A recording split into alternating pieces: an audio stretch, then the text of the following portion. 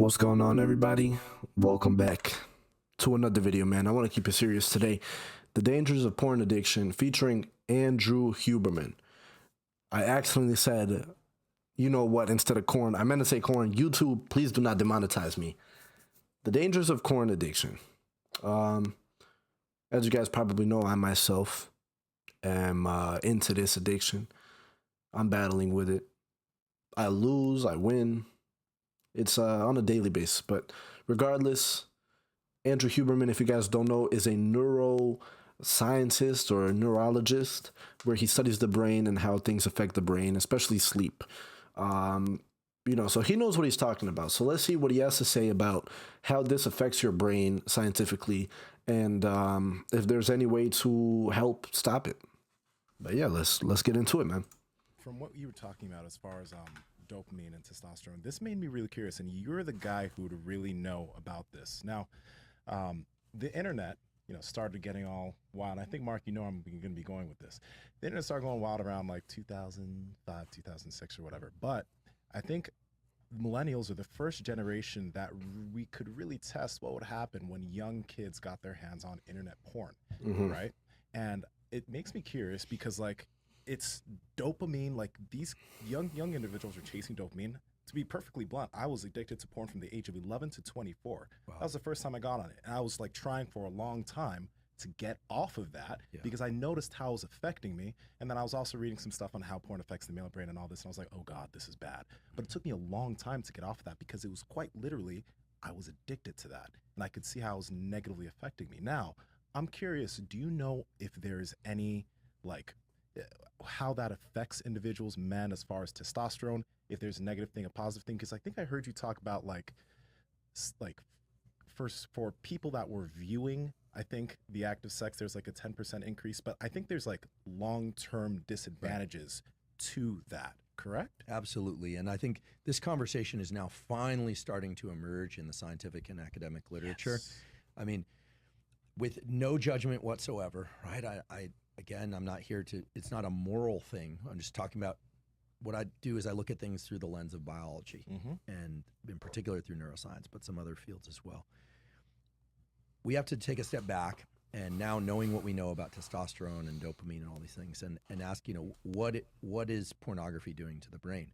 Well, first of all, it's triggering the release of dopamine and in the short term testosterone by the observation of sex, not actually engaging in human contact. So think about the young brain being significantly more plastic and willing to rewire than the adult brain. Absolutely, there's no question about it. It's hyperplastic. Yeah. And of course it can rewire again, but you think about somebody who engages in a lot of porn watching, right? Watching porn, and that person is getting dopamine and testosterone increases by observing sex and not actually by engaging in human contact. Right. Okay? So that's concerning, right? And obviously the people vary, but it should come as no surprise that a lot of these people have trouble with romantic interactions when they do happen, right? Because their brain isn't conditioned to respond to those, right? And there's variation there, I'm sure. And these are private matters, so there aren't good data because there aren't laboratory experiments that you could do on this sort of thing. Right. Someone will probably do those experiments eventually. But also dopamine seeking is what triggers the increase in testosterone. But as we just talked about it, with repeated dopamine seeking or triggering of dopamine release, it starts getting diminished. So pretty soon that behavior is not causing the release of testosterone. Now people are just doing it compulsively to try and get some little droplet of dopamine out of their brain. I personally think that porn and the availability of porn is a real detriment to the developing brain, especially to the developing brain. Yeah. Now it sounds like you rescued the behavior, and it takes some discipline, right? I imagine, and it's one of those.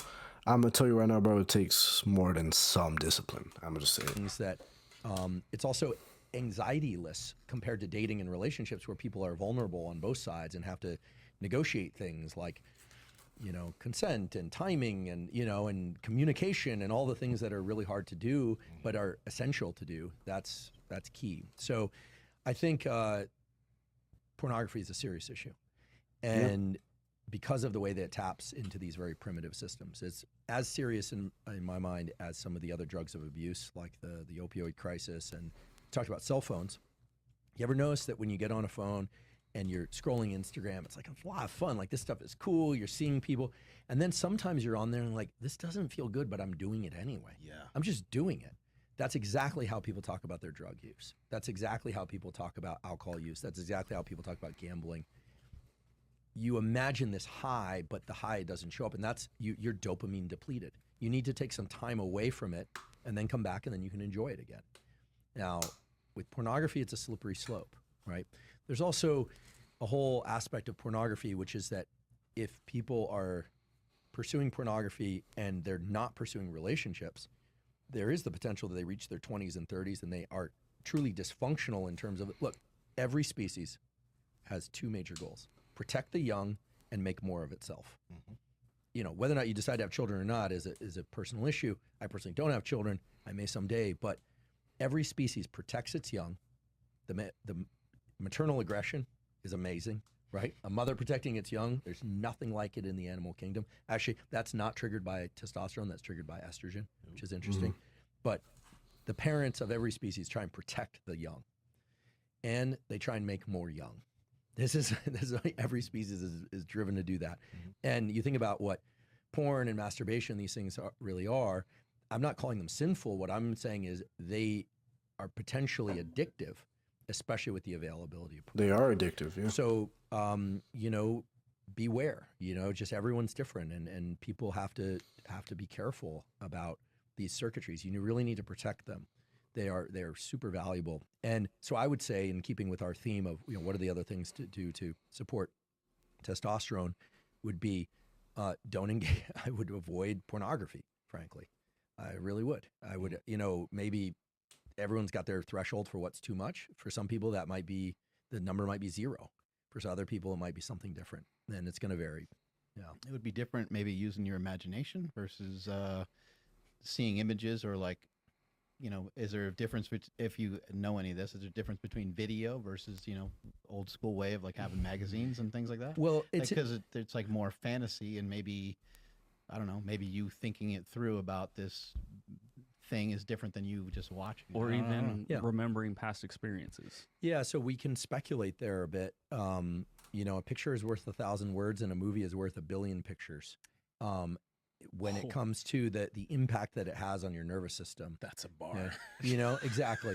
And so, you know, I think it's fair to say that whatever problems exist in society today almost certainly existed 100 years ago, but in a different form. Okay. We always think, oh, you know, stress was only there for the saber-toothed tiger, and now there are no tigers, and we got this thing that's really unfortunate called stress. Look, let's imagine this was 100 years ago. Spouses still cheated. People still died. You had, you know, physical challenges. There was a question of how, you know, all that stuff is baked into us at a deep level, right? None of those circuits have changed. It's just the circumstances that trigger them change. Right. So I think Makes that sense, makes 100 sense. years ago, it wasn't cell phones. It might, but you can bet that there were forms of pornography. They were probably more cloistered away. They weren't, you know, as out there. In certain parts of the world, it's still very, very cloistered away, despite the internet. So I think that what's healthy in this domain has never really been defined. This is one of the challenges. We know what an eating disorder is, but what's healthy eating, right? Where do you draw the line? I think, given this general theme that relationships are healthy, friendships are healthy, romantic relationships are healthy, and anything that inhibits the pursuit and functioning of healthy relationships is where you have to start saying, wait a second, is this behavior getting in the way? We've all heard that to get optimal sleep, you should cool your room down to 68 to 69 All right, degrees. sponsor, hold on 1 sec, man. 1 sec. Let me get into the sponsor. All right, let's get back into it, man. Video. So, look, it's unlikely to be an all or none. I think, and I don't know what the line is, but we just have to be careful. Anytime we are overwhelmed with powerful images of increasing intensity, that's where you start getting into the dopamine depletion. Mhm. That's where you start getting into the hormone depletion that we're talking about here. So this is also true of violence. A lot of people, they're like excited about watching zombie apocalypse violence, plus all of that violence, sex, and everything getting poured into the same film. Well, they made horror movies, 50 years ago. They were a little bit different. The question is, how strong were we driving the system? And if anyone out there is feeling underwhelmed and kind of like life is no good, et cetera, chances are your dopamine system has been pushed too hard. I'll give one quick anecdote. I have a friend. He's got a kid. He's 21. He graduated high school. He went to community college for a little bit, decided not to do that anymore. Then he stopped working. He stopped exercising. He's really fit. He's got like his genetics are like Nasima's. He's kind of like, he's just got this incredible physique and all that. Doesn't do anything. Doesn't work. Doesn't do anything. He's a failure to launch, as we call it. And they were analyzing, does he have ADHD? Does he this? And he heard Anna talk about dopamine depletion. And he called me and he said, I'm going to do 1 month, no video games, no phone, no nothing. He's 25 days in and he's running again. He's lifting again. He's heading back to work again. And this was somebody who thought he had ADHD. Now, there are people with ADHD out there, but what happened was he was dopamine depleted. So he couldn't concentrate. He didn't care about anything. And so the phone and just living in this constant stream of movies that are really stimulating on YouTube and everything else. I mean, you have to be, we're on YouTube right now and I use YouTube for my podcast and everything, but you have I'm to on know YouTube when right to now, shut bro. that valve. And here's what I tell myself. Shut that valve so that I can continue to enjoy it, right? It's like gorging yourself with tomahawk steaks. They're delicious, but unless you've been fasting all day, you're not going to eat 9 of them, right? What's your record, Mark? I think I've done 2. 2. But yeah, 9 would be that would be a feat. Yeah. Undertaking. 2, but they were the size of, the table. But no. So if you want to continue to enjoy things and pursue things, you have to know when to slam the gate shut. And I think that no one told us that we needed to do that. That's the challenge. But And also, so just like with training, you get also, I don't want to. There's a different type of mentality with corn, where I don't want to stop watching it now, so later on I can continue watching it and have more pleasure. I don't want to have that mentality. I want to stop watching it now, so later on I can have an actual experience with somebody. But my urges are so tough, man. God is the only way, but for some reason, man, that's not working. Well, I know why, because I'm not putting enough effort. But it's a whole mess. It's a whole mess. But let's let him continue, man. My bad.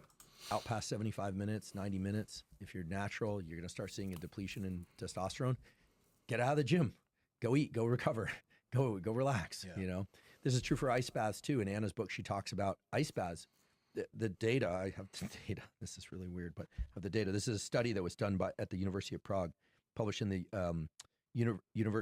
European Journal of Applied Physiology. 250% increase in dopamine and norepinephrine from a 3-hour ice bath. 3-minute ice bath. Sorry, 3 hours. Don't do 3 hours. You'll die. I think the record is like an hour. Sorry, Wim. 250% increase in dopamine. Okay. But you're not going to stay in there for 2 days. You're not going to try and best Wim's record. So, and if you keep doing ice every day, you will get less and less dopamine from it. So understand what you're doing. It's like your pre-workout. 1 scoop the first time, you feel like you can jump over a building. 2 scoops the next time. Yeah. Pretty soon you're taking 4 scoops of that, 4 espressos, and you're kind of sitting in the parking lot texting on your phone. Well, what's going on? Well, you're dopamine depleted. So don't dopamine deplete, and then you won't deplete your ability to go increase testosterone. So competition, effort, short, intense workouts, short-ish intense workouts, sleep, and then you do have to nourish. I know people are really into fasting. I was but going to say under-eating can crush you. Oh, totally. I mean, We've gotten hit hard by doing bodybuilding shows. Just crushed. Oh, Everything just yeah. crushed. You don't give a shit about anything. Yeah. right. So, you know, the body is informing the mind whether or not there's abundance. And the brain and the body like to coordinate all the good stuff that testosterone does, like the desire to mate, the desire to work when there's abundance. When you're depleted, it's like bank account is drained and you're All right, man. The video's about to end, but let me know what you guys think, man. Let me know what y'all think in the comments below about your opinion. This has been a topic in my channel for a pretty while, pretty long time. So once again, guys, we'll see, man. I got one of my friends. His name's Mason. I'm sure you're watching this. What's up, bro?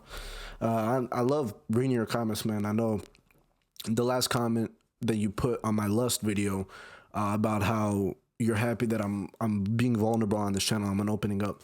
I just want to let you know, and anybody who's watching this, that I'm happy that you guys feel like you can open up here. So please go in the comments, open up. Let me know how your experience is.